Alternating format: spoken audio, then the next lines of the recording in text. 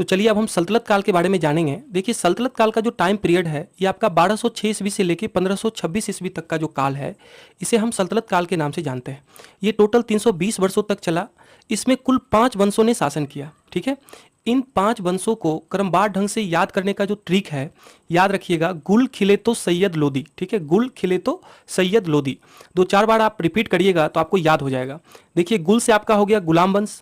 गुलाम वंश का जो टाइम पीरियड है ये आपका 1206 ईस्वी से लेकर 1290 ईस्वी तक का है। खिल से आपका हो गया खिलजी वंश। खिलजी वंश का टाइम पीरियड है आपका 1290 ईस्वी से लेकर 1320 ईस्वी तक।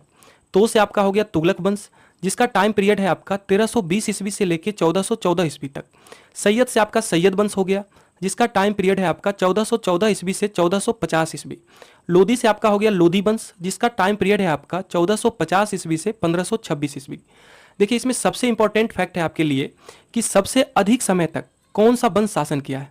देखिए सबसे अधिक आपका तुगलक वंश शासन किया है जो कि 94 वर्ष शासन किया है, और सबसे कम आपका खिलजी वंश किया है जो कि मात्र 30 वर्ष शासन किया है।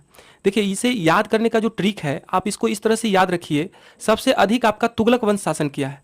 तुगलक, इसके लास्ट में देखिए लक लगा हुआ है, मतलब इसका लक साथ दिया। ठीक है, इसलिए यह ज़्यादा समय तक शासन किया, यानी 94 वर्ष तक शासन किया। खिलजी मतलब खिल, ये जल्दी खिल गया और जल्द ही खत्म भी हो गया। ठीक है, यानी इसका मात्र टाइम पीरियड रहा, खिलजी वंश का टाइम पीरियड 1290 ईस्वी से 1320 ईस्वी, यानी केवल 30 वर्ष तक शासन किया। ठीक है।